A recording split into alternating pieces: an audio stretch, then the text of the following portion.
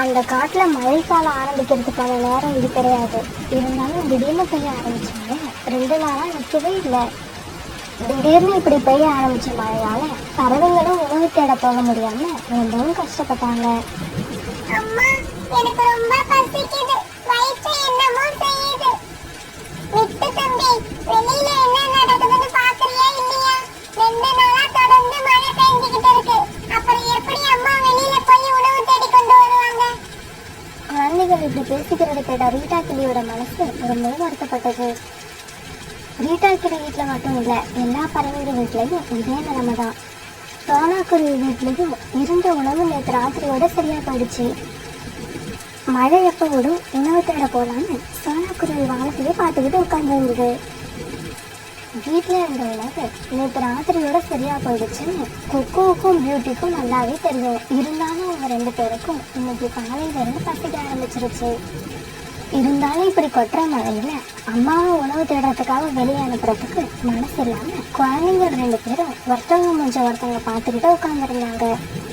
குழந்தைங்க சொல்லலைன்னா அவங்களோட பசி அம்மாவுக்கு தெரியாம போயிடுமா இல்லை? குழந்தைங்க இப்ப பசியோட தான் இருப்பாங்கிறத புரிஞ்சுக்கிட்ட சோனாக்குருவி அவங்க பக்கம் திரும்பி இப்படி சொல்லுச்சு. குக்கு, பியூட்டி 2 பேரும் கொஞ்சம் பொறுத்துக்கோங்க. மதியானத்துக்குள்ள அம்மா உங்களுக்கு எப்படியாவது உணவு தேடி கொண்டு வந்துடுறேன். என்னங்க, இப்ப நம்ம பையன் ராஜி எழுந்திரிச்ச உடனே பசிக்குதுன்னு தான் சொல்லுவான். நாம என்ன பண்றது? ராத்திரியே அவன் சரியா சாப்பிடல.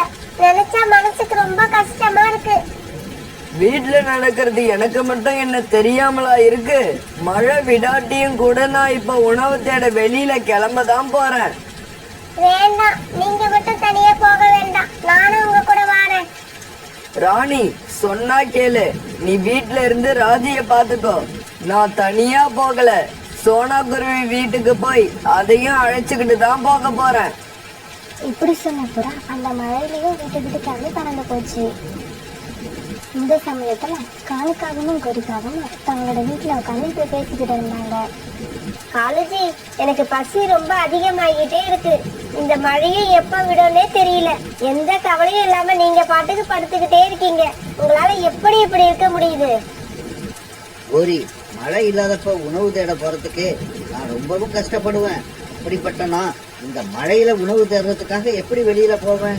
ஒரு சமயம் பசி தாங்காம நீ உணவு தேட வெளியில போனீங்கன்னா எனக்கும் சேர்த்து கொஞ்சம் உணவு தேடி எடுத்துக்கிட்டு வா. அதுக்குள்ள நான் ஒரு குட்டி தூக்கத்தை போட்டுடுறேன். இப்படி சொன்ன காலுக்காகவும் தன்னோட கூட்டுல படுத்துது. காலுஜி, என்ன நான் சொல்லிக்கிட்டே இருக்கேன், நீங்க பாட்டுக்கு படுத்துக்கிட்டு இருக்கீங்க. போங்க, போய் உணவு தேடி எடுத்துக்கிட்டு வாங்க. அப்படி உணவு தேட முடியலன்னா எந்த பறவையோட வீட்டுல இருந்தாவது உணவு திருடி கொண்டு வாங்க. அதையும் நீங்க செய்யலன்னா வச்சுக்கோங்க, நான் மழைன்னு கூட பார்க்காம எங்க அம்மா வீட்டுக்கு கிளம்பி போயிடுவேன். கோரி, இந்த மாதிரி பேசினா எப்படி? வேணும்னா ஒண்ணு செய்வோம், நீயும் என் கூட வா. நாம 2 பேரும் வெளியில எங்கேயாவது உட்காந்து வெயிட் பண்ணி பார்ப்போம். மழையில எந்த பறவையாவது உணவு தேடி எடுத்துக்கிட்டு வந்தா அது எந்த பறவைன்னு பார்த்து வச்சிருந்து ராத்திரி போய் அந்த உணவை நாம திருடிட்டு வந்துருவோம். காலுஜி, உங்க ஐடியா நல்லாதான் இருக்கு. சரி இருங்க, நானும் கிளம்பி வரேன். இப்படி பேசிக்கிட்ட காலுக்காகவும் கொடிக்காகவும் பிறகு வீட்டை விட்டு வெளியில பறந்து போனாங்க. தன்னோட குழந்தைங்களுக்காக உணவு தேடி வந்த வீட்டாக்குது மழை அதிகமா பெஞ்சதால ஒரு மரத்துக்கடையில வந்து உட்காந்துது. ரொம்ப நேரம் இந்த மழையில அலைஞ்சு தெரிஞ்ச ரீட்டாக்கிலிக்கு எங்கேயுமே உணவு கிடைக்கல. வீட்டுலயோ தன்னோட குழந்தைகள் 2 பேரும் தனியா இருக்காங்க. இந்த நிலைமையில அவங்களுக்கு எடுத்துட்டு போறதுக்கு உணவும் இன்னும் கிடைக்கல. இதை நினைச்ச ரீட்டாக்கிளி தன்னையே அறியாம அழ ஆரம்பிச்சது. ரீட்டா கீழே இப்படி வந்து உட்காந்து அந்த மரம் ஒரு வயதான மந்திர மரம். எதையும் செய்யக்கூடிய ஆச்சுன்னா அந்த மரத்துக்கிட்ட இருந்தது. ரீட்டா கிளி அழுததை பார்த்த அந்த மரம் இப்படி பேச ஆரம்பிச்சது. கிளியே, நீ ஏன் அழுதுகிட்டு இருக்க?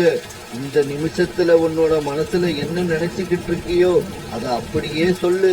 நான் உனக்கு உதவ முடியுமான்னு பாக்குறேன். மரம் பேசுறத பார்த்து ஆச்சரியப்பட்ட ரீட்டா கிளி மரம் கேட்டதுக்கு இப்படி பதில் சொல்லுச்சு. வீட்டுல என்னோட 2 குழந்தைங்களும் தனியா பசியில தவிச்சுக்கிட்டு இருக்காங்க. அவங்களுக்கு உணவு தேட வந்தானா இந்த மழையில உணவு கிடைக்காம ரொம்ப கஷ்டப்படுறேன். இதுதான் இப்ப என்னோட நிலைமை. கிளி, நீ உண்மையதான் சொல்லி இருக்க. உன்னோட பேச்சில குழந்தைகளுக்கு உணவு கொடுக்க முடியாத ஒரு தாயோட கஷ்டம் தெரியுது. கவலைப்படாத, உன்னோட குழந்தைகளை நான் பட்டினி கிடக்க விட மாட்டேன். இப்படி சொன்ன அந்த மரம் ரீட்டா கிளியோட குழந்தைங்க சாப்பிட்றதுக்கான பழங்களை ஒரு கூட நிறைய கொடுக்குது. இந்த பழங்களை எடுத்துக்கிட்டு போய் நீயும் உன் குழந்தைகளும் சாப்பிடுங்க. பிறகு அந்த வயதான மரத்துக்கு நன்றி சொல்லிட்டு அந்த பழக்கூடைய தூக்கிட்டு தன்னோட வீட்டுக்கு பறந்து போச்சு. இந்த சமயத்துல தன்னோட வீட்டை விட்டு கிளம்பின புறா சோனாக்குருவி வீட்டுக்கு வந்துச்சு. சோனாக்குருவி இப்படி ஜன்னல் வழியா மழையை பார்த்துக்கிட்டே உட்காந்துருக்கும் போது புறா அங்க வந்து உட்காந்துது. சோனா, என்னோட வீட்டுல என் குழந்தைக்கு கொடுக்கறதுக்கு எந்த விதமான உணவும் இல்ல. மழையும் இப்போதைக்கு விடுங்கிற நம்பிக்கை எனக்கு இல்ல. அதனால நான் உணவு தேட போறேன். வரதா இருந்தா நீயும் என் கூட சேர்ந்து வா. நமக்கு உணவு கிடைக்காட்டி கூட குழந்தைங்களுக்காவது உணவு தேடி கொண்டு வருவோம். புறா, நான் உங்க வீட்டுக்கு வரலான்னு தான் நினைச்சுக்கிட்டாங்க. நல்ல வேலையா நீங்களே என் வீட்டுக்கு வந்துட்டீங்க. பசங்கள மழையில வெளியில போய் ஆட்டம் போடாம வீட்டுக்குள்ளேயே இருக்கணும். நான் புறா அண்ணா கூட போய் சீக்கிரமா உங்களுக்கு உணவு எடுத்துட்டு வந்துடுறேன். இப்படி சொன்ன குருவி பிறகு புறா கூட சேர்ந்து உணவு தேட பறந்து போச்சு. வழியில ஒரு மரத்துக்கு அடியில காலுக்காகவும் கோரிக்காகவும் உட்கார்ந்துருக்கதை பார்த்துட்டு சோனாக்குருவியும் புறாவும் அதுக்கிட்ட போனாங்க. காலன்னா கோரி அக்கா, நானும் புறா அண்ணாவும் குழந்தைங்களுக்காக உணவு தேட போறோம். வேணும்னா நீங்களும் உங்க கூட வாங்க. 4 பேரும் சேர்ந்து போய் உணவு தேடி எடுத்துட்டு வருவோம். சோனா, எங்களுக்கு உங்க கூட வர்றதுல விருப்பம் இல்லை. அதனால நீங்க கிளம்புங்க. உணவுகளை எப்படி தேடணும், எங்க தேடணும்னு எங்களுக்கு தெரியும். பிறகு உணவு தேடுறதுக்காக சோனாக்குருவியும் புறாவும் அந்த இடத்த விட்டு பறந்து போனாங்க. கோரி, பாத்தியா, இவங்க கூட உணவு தேட நாமும் போகணுமா? இவங்க தேடி கொண்டு வர உணவை திருடிட்டு போறதுக்கு தான் நாம இங்க உட்காந்துருக்கோங்கிறது சோனாக்குருவிக்கும் புறாவுக்கும் இன்னும் தெரியல. மழையோட வேகமும் காத்தோட வேகமும் இப்போ ரொம்ப அதிகமா இருந்ததால சோனாக்குருவியும் புறாவும் பறக்கவே கஷ்டப்பட்டாங்க. இப்படி போன இவங்க எதிரில் ரீட்டா கிளி ஒரு கூட நிறைய பழங்களை எடுத்துட்டு வர்றதை பார்த்தாங்க. புறாண்ணா, அங்க பாருங்க, ரீட்டா கிளி எதிரில் ஒரு கூட நிறைய பழங்களோட வருது. வாங்க அதை நிறுத்தி அந்த பழங்கள் எங்கிருந்து கொண்டு வருதுன்னு கேட்போம். உடனே ரீட்டா கிளியை நிறுத்தி இப்படி பேச ஆரம்பிச்சாங்க. ரீட்டா, இந்த மழையில ஒரு கூட நிறைய பழங்கள் நீ எங்க இருந்து எடுத்துக்கிட்டு வர? இது உனக்கு எப்படி கிடைச்சது? புறா, நம்ம காட்டுல வயதான மரம் ஒண்ணு இருக்குல்ல, அது பக்கத்துல உட்கார்ந்து என் குழந்தைங்களுக்கு உணவு இல்லைன்னு நினைச்சு அழுதுகிட்டு இருந்தேன். நான் அழுததை பார்த்த அந்த மரம் தான் எனக்கு இந்த பழங்களை கொடுத்து உதவி செஞ்சுது. இந்த தகவலை சொன்னதுக்கு ரொம்ப நன்றி. நாங்களும் இப்ப உடனே அந்த மரத்துக்கிட்ட போறோம். சோனா, அப்புறம் ஒரு விஷயம், நீங்க மனசுல நினைக்கிறது அப்படியே சொல்லுங்கன்னு அந்த மரம் கேட்கும். நீங்களும் உங்க மனசுல உள்ளதை அப்படியே சொல்லுங்க. உங்க மனசுல எந்த கெட்டனமும் இல்லாம இருந்தா அந்த மரம் உடனே பழங்களை கொடுத்துடும். பிறகு அந்த வயதான மரத்துக்கிட்ட போன சோனாக்குருவியையும் புறாவையும் பார்த்த அந்த மரம் இப்படி பேச ஆரம்பிச்சது. பறவைகளே, இப்ப உங்க மனசுல நீங்க என்ன நினைக்கிறீங்க அதை அப்படியே சொல்லுங்க. இப்படி தொடர்ந்து பெஞ்சுக்கிட்டே இருக்க மழையால நாங்களும் உங்க குழந்தைங்களும் உணவு இல்லாம தவிக்கிறோம். இதுதான் இப்ப எங்க மனசுக்கு கவலையை கொடுக்குது. கவலைப்படாதீங்க பறவைகளே, உங்களோட கவலையை நான் போக்குறேன். உங்க 2 பேர் மனசும் ரொம்பவும் சுத்தமான மனசு. கெட்ட எண்ணத்துக்கு அங்க வேலையே இல்லை. அப்புறம் எப்படி உங்களையும் உங்க குழந்தைகளையும் நான் பசியில வாட வைக்க முடியும்? இப்படி சொன்ன அந்த மரம் பிறகு 2 கூட நிறைய பழங்களை சோனாக்குருவிக்கும் புறாவுக்கும் கொடுக்குது. பிறகு அந்த மரத்துக்கு நன்றி சொல்லிட்டு சோனாக்குருவியும் புறாவும் தங்களுக்கு கொடுத்த பழங்களை எடுத்துக்கிட்டு அந்த இடத்த விட்டு பறந்து போனாங்க. இது எல்லாத்தையும் காலுக்காகவும் கோரிக்காகவும் ஒரு மரத்துல உட்காந்து பார்த்துக்கிட்டே இருந்தாங்க. காலேஜி, வாங்க நாமளும் போவோம் அந்த மரத்துக்கிட்ட. அந்த வயதான மரம் நமக்கு மட்டும் என்ன இல்லைன்னா சொல்ல போகுது. நாமளும் பறவைகள் தானே. இப்படி சொன்ன கோரிக்காகவும் பிறகு காலுக்காக தாழ்ச்சிக்கிட்டு அந்த வயதான மரத்துக்கிட்ட பறந்து போச்சு. பறவைகளே, வாங்க, உங்க மனசுல நினைக்கிறத அப்படியே சொல்லுங்க. அப்படி சொன்னீங்கன்னா உங்களுக்கு என்னால ஏதாவது உதவ முடியுமான்னு பார்ப்பேன். மனசுல உள்ளதை தானே, இதோ இப்பவே அப்படியே சொல்லிடுறேன். நாங்க 2 பேரும் முதல்ல மற்ற பறவைகள் தேடிக்கிட்டு வர்ற உணவை அவங்க வீட்டுல போய் திருடி எடுத்துக்கிட்டு போகலாம்னு தான் பார்த்தோம். ஆனா அவங்களுக்கு நீங்க உணவு கொடுத்து அனுப்புறத பார்த்த உடனே எங்களோட முடிவை மாத்திக்கிட்டோம். திருடி கஷ்டப்படுறதை விட உங்ககிட்ட ஈஸியா உணவை வாங்கிக்கிட்டு போகலாம்னு இங்க வந்தோம். காலுக்காக அப்படி சொன்னதை கேட்ட உடனே அந்த மரம் தன்னுடைய தலைகளால அவங்க 2 பேரும் அடி அடி நடிச்சது. வயதான மரமே, எங்களை அடிக்காதீங்க, விட்டுருங்க. எங்களுக்கு ரொம்ப வலிக்குது. எங்களால வலி தாங்க முடியல. ஆமா மரமே, என்னையும் விட்டுடு. எங்களுக்கு பழங்களே வேண்டாம், உயிரோடு விட்டா போதும். பிறகு அவங்க 2 பேரும் அடிக்கிறது நிறுத்தின அந்த வயதான மரம் இப்படி பேச ஆரம்பிச்சது. இங்க பாருங்க காகங்களே, திருட்டு உள்ளமும் கெட்ட எண்ணமும் பேராசையும் பிடிச்ச பறவைகளுக்கு நான் எந்த உதவியும் செய்ய மாட்டேன். நீங்க 2 பேரும் மனசு திருந்தி நல்ல எண்ணத்தோடு என்கிட்ட மன்னிப்பு கேளுங்க. அப்பதான் உங்களுக்கு என்னால பழங்களை கொடுக்க முடியும். வயதான மரமே, என்னையும் என் கணவரையும் மன்னிச்சிடு. நாங்க இனிமே உழைச்சி சாப்பிடறதுன்னு முடிவு பண்ணிட்டோம். எந்த பறவைகளையும் ஏமாத்த மாட்டோம், யார் வீட்லயும் திருட மாட்டோம். காகங்கள் இப்படி மனசு திறந்து மன்னிப்பு கேட்ட உடனே அந்த மரம் அவங்களுக்கு ஒரு கூட நிறைய பழங்களை கொடுத்தது. அந்த பழங்களை எடுத்துக்கிட்டு காலுக்காகவும் கோரிக்காகவும் பிறகு சந்தோஷமா தங்களோட வீட்டுக்கு பறந்து போனாங்க. இந்த சமயத்துல அந்த காட்டுல உள்ள எல்லா பறவைங்க குடும்பமும் சந்தோஷமா இருந்தாங்க. புறாவும் புறாவோட மனைவியும் தங்களோட குழந்தை ராஜியோட மரம் கொடுத்த பழங்களை ரொம்பவும் சந்தோஷமா சாப்பிட்டாங்க. சோனாக்குருவி வீட்லயும் சோனாக்குருவி கொண்டு வந்த பழங்களை சாப்பிட்ட குழந்தைங்க 2 பேரும் பிறகு மழையை வெடித்து பார்க்க ஆரம்பிச்சாங்க. அம்மா, காலையில பேஞ்சிட்டு இருந்த அதே மழைதான் இப்பவும் பெய்யுது. ஆனா எங்களால அந்த காலையில ரசிக்க முடியல. இப்ப இந்த மழையை பார்த்து ரொம்பவும் சந்தோஷமா ரசிக்க முடியுது. இது எப்படிமா? பியூட்டி, நமக்கு எந்த கஷ்டமும் இல்லைன்னா இந்த உலகம் நம்ம கண்ணுக்கு ரொம்பவும் அழகா தெரியும். ரசிக்கலாம், அதை பார்த்து சந்தோஷப்படலாம். ஆனால் நம்ம கஷ்டத்தில் இருக்கிற போது அதே உலகம் தான் இருக்கும். அதே சூரியன், அதே நிலா, அதே மழை எதுவுமே மாறாது. ஆனால் நம்ம மனசு தான் எதையுமே ரசிக்க விடாது. சோனாக்குருவியும் கோரிக்காகமும் ரொம்ப ஏழை பறவைங்க. ஒரு விபத்துல இவங்களோட கணவன்மார்கள் இறந்து போன உடனே குடும்ப பொறுப்பு பூரா இவங்களோட தலையில வந்து விழுந்தது. நாம பட்டினி கிடந்தாலும் நம்மளோட குழந்தைங்களை பட்டினி போட முடியாதுங்கிற எண்ணத்துல 2 பேரும் வீட்டு வேலைக்கு போக ஆரம்பிச்சாங்க. ஒரு பெரிய பணக்கார சேட்டு வீட்டுல 2 பேருமே வேலைக்கு சேர்ந்தாங்க. கோரி, நீ என்னைக்கு வீட்டை சுத்தம் பண்றியோ அன்னைக்கு வீடு சுத்தமா இருக்க மாட்டேங்குது. நீ என்னைக்கு பாத்திரம் சுத்தம் பண்றியோ அன்னைக்கு பாத்திரம் எல்லாம் சுத்தமா இருக்க மாட்டேங்குது. நீ சமையல் செய்யற அன்னைக்கு சாப்பாட்டுல உப்பே இருக்க மாட்டேங்குது. கோரி, இதுக்கு அப்புறமாவது வேலை செய்யறப்ப கவனமா செய். உனக்கு தெரியலன்னா எப்படி சரியா வேலை செய்யறதுன்னு சோனாக்குருவி கிட்ட கத்துக்க. இப்படி கோரிய சத்தம் போட்ட வீட்டு ஓனர் சேட்டு பிறகு அங்கிருந்து கிளம்பி வெளியில போனாரு.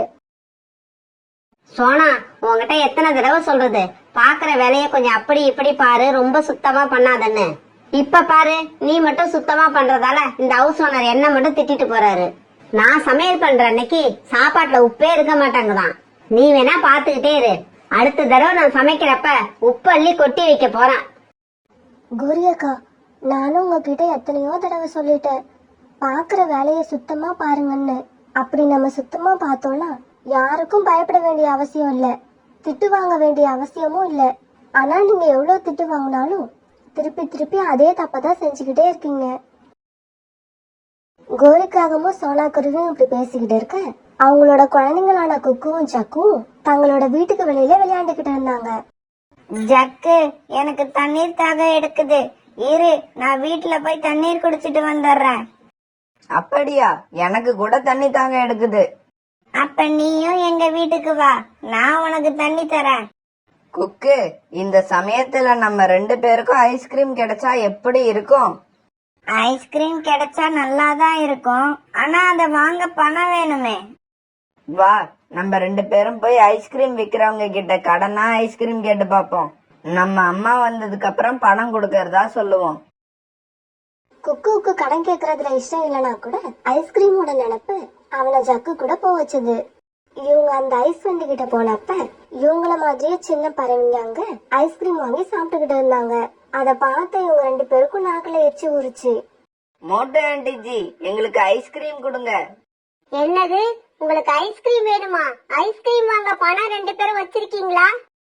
இல்ல ஆண்டிஜி, எங்க கிட்ட பணம் இல்ல. ஆனா நீங்க ஐஸ்கிரீம் இப்ப கொடுத்தீங்கன்னா சாயங்காலம் எங்க அம்மா வந்தோடனே பணம் வாங்கி கொடுத்துருவோம். அப்படியா? அப்படின்னு ஐஸ்கிரீமும் சாயங்காலம் உங்க அம்மா வந்ததுக்கு அப்புறம் சாப்பிட்டுக்கலாம். போங்க இங்க இருந்து. ஏழைகள் எல்லாம் ஐஸ்கிரீம் சாப்பிட நினைக்கிறது ரொம்ப தப்பு. மோட்டா ஆண்டி இப்படி சொன்னதை கேட்டுட்டு 2 குழந்தைங்களும் கண்ணீர் விட்டு அழுதாங்க. இப்படி அழுத இவங்க பிறகு தங்களோட வீடுகளுக்கு பறந்து போனாங்க. அன்னைக்கு சாயங்காலம் ஆச்சு. சோனா குருவியும் கோரிக்காகவும் சேட்டு வீட்டுல வேலைகளை முடிச்சிட்டு தங்களோட வீடுகளுக்கு பறந்து வந்தாங்க. இப்படி வீட்டுக்கு வந்த சோனா குக்குவோட முகம் வருத்தமா இருக்கிறத பார்த்துட்டு இப்படி கேட்டது. குக்கு செல்லம், என்னாச்சு? நீங்க ஏன் இப்படி உம்முன்னு இருக்கீங்க? அம்மா கிட்ட பேச கூட மாட்டேங்கிறீங்க. அம்மா, எனக்கு இன்னைக்கு ஐஸ்கிரீம் சாப்பிடணும் போல ரொம்ப ஆசையா இருந்தது. மோட்டு ஆண்டி கிட்ட போய் அம்மா வந்த உடனே காசு தரேன், ஒரு ஐஸ்கிரீம் கொடுங்கன்னு கேட்டதுக்கு அவங்க என்ன திட்டி அனுப்பிட்டாங்க. குக்கு செல்லம், நீங்க இதுக்குதான் உம்முன்னு இருக்கீங்களா? கவலைப்படாதீங்க, அம்மா உங்களுக்கு ஐஸ்கிரீம் வாங்கி தரேன். ஆனா இப்பவே வாங்கி கொடுப்பேன்னு எதிர்பார்க்காதீங்க.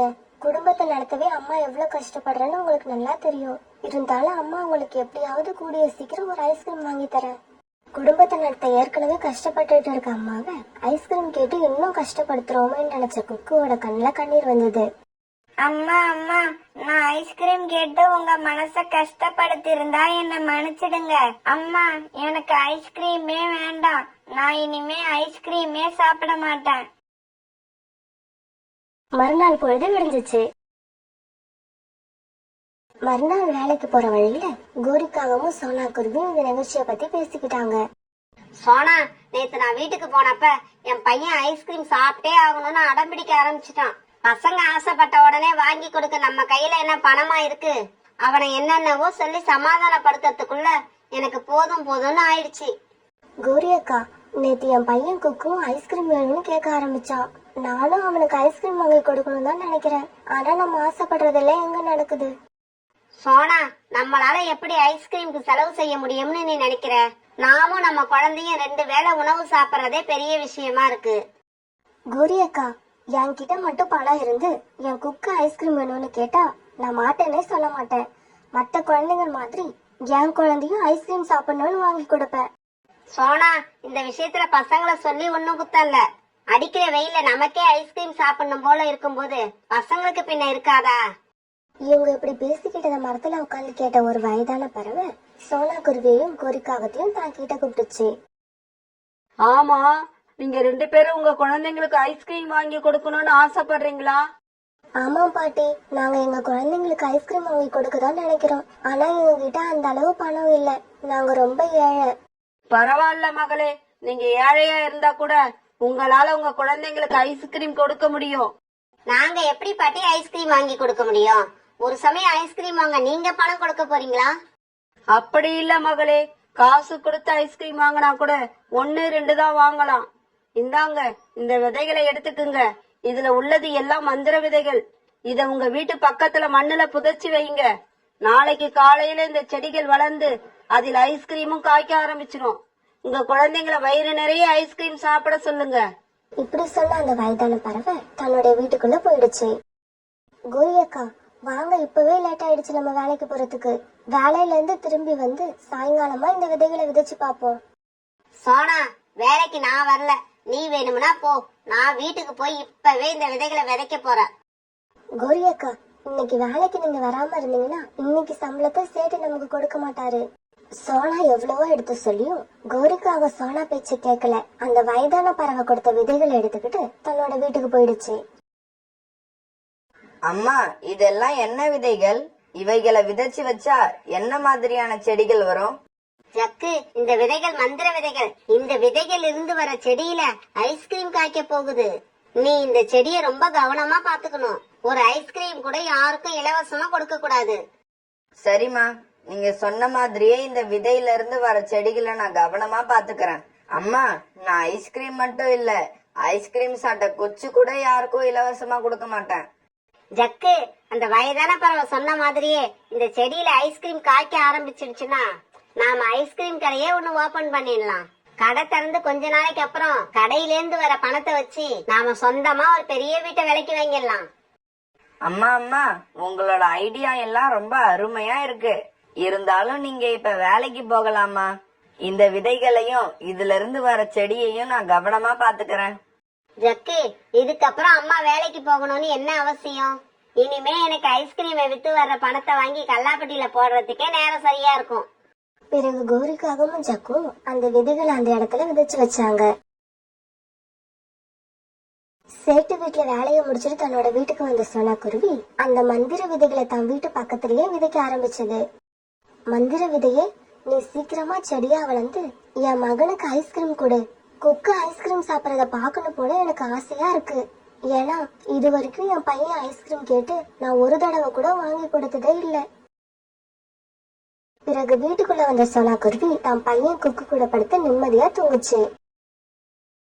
ஆனா கோரிக்காகத்துக்கும் ஜக்குக்கும் தூக்கமே வரல. அந்த மந்திர ஐஸ்கிரீம் விதைய விதைச்ச இடத்துலயே உட்கார்ந்து இருந்தாங்க.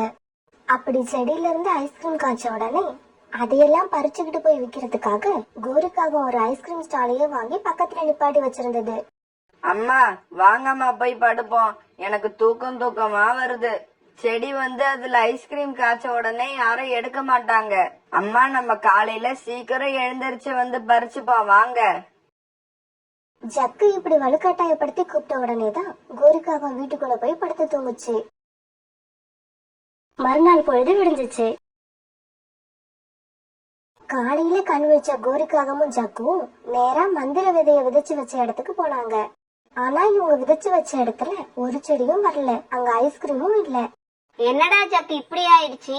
நாம எல்லா விதையும் சரியா தானே விதைச்சு வச்சோம், ஆனா ஒரு செடி கூட வரவே இல்லையே. அம்மா நேத்து நீங்க சொன்னதை எல்லாம் உண்மைன்னு நம்பி நானும் ஐஸ்கிரீம் சாப்பிடலான்னு ரொம்ப ஆசையா இருந்தேன். ஆனா நீங்க என்ன ரொம்ப ஏமாத்திட்டீங்க. ஜக்கு, அம்மா உன்னை ஏமாத்தல, உன்கிட்ட பொய்யும் சொல்லல. நீ ஒரு நிமிஷம் இங்கே இரு, நான் சோனா குருவி வீட்டுக்கு போய் என்ன நடக்குதுன்னு பாத்துட்டு வரேன். இப்படி சொன்ன கோரிக்காகம் சோனா குருவி வீட்டுக்கு பறந்து போச்சு. குக்கு, அந்த பாட்டி கொடுத்த விதைகள் உண்மையிலே மந்திர விதைகள் தான். பாரு, இந்த செடியில எப்படி எல்லாம் ஐஸ்கிரீம் காய்ச்சிருக்கு, அதுவும் விதவிதமான ஐஸ்கிரீம்கள் காய்ச்சிருக்கு. சோனா குருவி வீட்டு செடியில ஐஸ்கிரீம் காய்க்கிற செய்தியை கேள்விப்பட்ட பல ஏழை குழந்தைகள் ஐஸ்கிரீம் செடியை பாக்கிறதுக்காக அங்க வந்துட்டாங்க. இப்படி சோனா குருவி வீட்டுக்கு வேடிக்கை பார்க்க வந்த ஏழை பறவைகள் எல்லாருக்குமே ஐஸ்கிரீம் சாப்பிடணும் போல ஆசையா தான் இருந்தது. இருந்தாலும் சோனா குருவி திட்டுமேன்னு நினைச்சு ஐஸ்கிரீமை பறிக்காமலேயே நின்னுகிட்டு இருந்தாங்க. குழந்தைங்களா, ஏன் நின்னுகிட்டு இருக்கீங்க? உங்களுக்கு பிடிச்ச ஐஸ்கிரீமை போய் பறிச்சு சாப்பிடுங்க. சோனா குருவி இப்படி சொன்னதும் அந்த ஏழை குழந்தைங்க எல்லாருமே தங்களுக்கு பிடிச்ச ஐஸ்கிரீமை பறிச்சு சாப்பிட ஆரம்பிச்சாங்க. இப்படி எல்லா குழந்தைங்களும் ரொம்ப ஆவலா ஐஸ்கிரீம் சாப்பிடறத பார்த்த சோனா குருவிக்கு மனசுக்கு ரொம்ப சந்தோஷமா இருந்துச்சு. குழந்தைங்களா, சாப்பிடுங்க. எவ்வளவு சாப்பிடணும்னு நினைக்கிறீங்களோ அவ்வளவு ஐஸ்கிரீம் சாப்பிடுங்க. நீங்க எல்லாரும் இவ்வளவு ஆசையா ஐஸ்கிரீம் சாப்பிடறத பார்க்கும் போதுக்கு எனக்கு ரொம்ப ரொம்ப சந்தோஷமா இருக்கு. இந்த சமயத்துல கோரிக்காகமும் அங்க வந்து சேர்ந்துச்சு. சோனா, நான் விதைச்ச விதையில இருந்து ஒரு செடி கூட வரவே இல்ல. அந்த கிழவி எனக்கு கெட்டு போன விதைய கொடுத்துட்டான்னு நினைக்கிறேன். கோரியக்கா, வயசானவங்களை இப்படி மரியாதை இல்லாம பேசாதீங்க. அப்புறம் ஜக்குக்கு ஐஸ்கிரீம் வேணும்னா நீங்க இங்க இருந்து எவ்வளவு வேணாலும் எடுத்துட்டு போங்க. இருந்தாலும் சோனா சொன்ன எதுவுமே கோரிக்காகத்தோட காதுல ஏறவே இல்ல. ஏன்னா கோரிக்காக ஐஸ்கிரீமை பறிச்சு வியாபாரம் பண்ற எண்ணத்திலே இருந்தது. பிறகு அது சோனா குருவி வீட்டுல இருந்து பறந்து அந்த வயதான பறவை வீட்டுக்கு போச்சு. பாட்டி, நீங்க சோனா குருவிக்கு கொடுத்த விதை உண்மையிலேயே மந்திர விதை தான். ஏன்னா சோனா குருவி வீட்டுல நிறைய ஐஸ்கிரீம் காய்க்க ஆரம்பிச்சிருச்சு. ஆனா நீங்க எனக்கு கொடுத்த விதையில ஒரு செடி கூட வரவே இல்ல. இப்பவாவது எனக்கு கொஞ்சம் நல்ல விதையா பார்த்து கொடுங்க. நீங்க ஏற்கனவே எனக்கு கொடுத்த விதைகள் கெட்டு போன விதைகள் போல இருக்கு. கோரிக்காகம் இப்படி சொன்னது கேட்ட அந்த வயதான பறவை கோரிக்காகத்துக்கு மறுபடியும் விதைகளை கொடுத்தது. கோரிக்காகமும் பிறகு தன்னுடைய வீட்டுக்கு வந்து அந்த விதைகளை விதைச்சு வச்சது. ஜக்கு, இந்த தடவை அந்த பாட்டி கிட்ட சண்டை போட்டு நல்ல விதைகளா வாங்கிட்டு வந்திருக்கேன். கண்டிப்பா இந்த தடவை சோனா குருவி வீடு மாதிரியே நம்ம வீட்லயும் ஐஸ்கிரீம் காய்க்க போகுது. இருந்தாலும் சோனா மாதிரி நம்ம யாருக்கும் இலவசமா ஐஸ்கிரீம் கொடுக்க கூடாது. அம்மா, நாம ஐஸ்கிரீமை என்ன விலைக்கு விற்க போறோம்? விலையையும் முடிவு பண்ணிட்டேன். குச்சைஸ் 20 ரூபாய், கோனைஸ் 40 ரூபான்னு விக்கணும். மறுநாள் பொழுது விடிஞ்சிச்சு. பிறகு மறுநாள் காலையில கண் விழிச்ச உடனேயே கோரிக்காகம் விதைகள் விதிச்ச இடத்துக்கு வந்து சேர்ந்தது. ஆனா இந்த தடவையும் ஒரு செடி கூட வரல. இத பார்த்த கோரிக்காகத்துக்கு ரொம்ப கோபம் வந்துடுச்சு. பிறகு கோரிக்காகம் மறுபடியும் அந்த வயதான பறவை வீட்டுக்கு பறந்து போச்சு. பாட்டி, என்ன பார்க்க உனக்கு எப்படி இருக்கு? பைத்திய மாதிரியா தெரியுது? ஒவ்வொரு தடவையும் நல்ல விதைகள்னு சொல்லி கெட்டு போன விதைகளையே எனக்கு கொடுத்துக்கிட்டு இருக்க.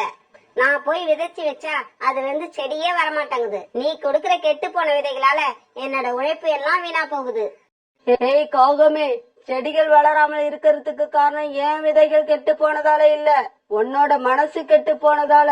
நான் அந்த மந்திர விதைகளை உங்களுக்கு கொடுத்ததே ஐஸ்கிரீம் வாங்கி சாப்பிட பணம் இல்லாத உங்களோட ஏழை குழந்தைகளுக்காகத்தான். பாட்டி, நான் ஒரு டியூப்லைட். நீ சுத்தி வளைச்சு சொல்ற எதுவும் எனக்கு புரியாது. அதனால எதை சொன்னாலும் நேரா தெளிவா சொல்லு. மகளே, நான் உனக்கு அந்த விதைகளை எதுக்காக கொடுத்தேன்? அன்னைக்கு நீங்க 2 பேரும் உங்க குழந்தைங்க ஆசைப்பட்டும் ஐஸ்கிரீம் வாங்கி கொடுக்க முடியலையேன்னு வருத்தப்பட்டு பேசிக்கிட்டு இருந்தீங்க. இந்த சின்ன ஆசையை கூட உங்களால நிறைவேற்ற முடியலையேன்னு நினைச்சுதான் உங்களுக்கு அந்த மந்திர விதைகளை கொடுத்தேன். ஆனா உன்னோட கனவெல்லாம் குழந்தையோட ஆசையை தீர்க்கறதுல இல்ல, அதை வித்து பணமாக்குறதே கனவா வச்சிருந்த. பேராசை கொண்டவங்களுக்கு நானும் உதவ மாட்டேன், என்னோட மந்திர விதைகளும் உதவாது. பாட்டி, நான் செஞ்ச தவறு இப்ப எனக்கு நல்லா புரிஞ்சிடுச்சு.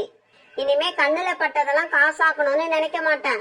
இனிமே நானும் சோனா குருவி மாதிரியே என் பையனோட ஆசையை நிறைவேற்றிட்டு மீதி இருக்க ஐஸ்கிரீம எல்லா ஏழை குழந்தைங்களுக்கும் இலவசமா கொடுக்க போறேன். கோரிக்காகம் இப்படி தன்னோட தவற உணர்ந்து பேசினதுக்கு அப்புறம் அந்த வயதான பறவை மறுபடியும் கோரிக்காகத்துக்கு கொஞ்சம் விதைகளை கொடுத்தது. இந்த தடவை விதைகளை வாங்கிட்டு போன கோரிக்காகும் பேராசை இல்லாம மனசு அமைதியா எல்லா விதைகளையும் அன்பா விதைச்சது. மறுநாள் பொழுது விடிஞ்சிச்சு.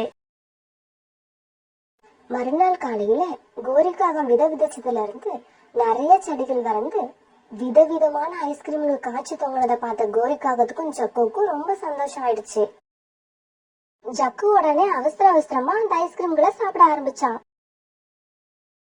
உண்மையிலேயே ஐஸ்கிரீமை வித்து அதுல வர்ற பணத்தை பாக்குற சந்தோஷத்தை விட அத குழந்தைங்களுக்கு சாப்பிட கொடுத்து அவங்க படுற சந்தோஷத்தை பார்த்து நாம் அடையிற சந்தோஷம் தான் உண்மையிலேயே பெரிய சந்தோஷம். நானும் என்னோட பேராசையில ஜக்குவோட சந்தோஷத்தையே மறந்து போயிட்டேன். இப்படி யோசிச்ச கோரிக்காகும் பிறகு அங்க வந்த எல்லா குழந்தைங்களுக்குமே ஐஸ்கிரீம் இலவசமா சாப்பிட கொடுத்து அவங்க சாப்பிடறத பார்த்து சந்தோஷப்பட்டுச்சு.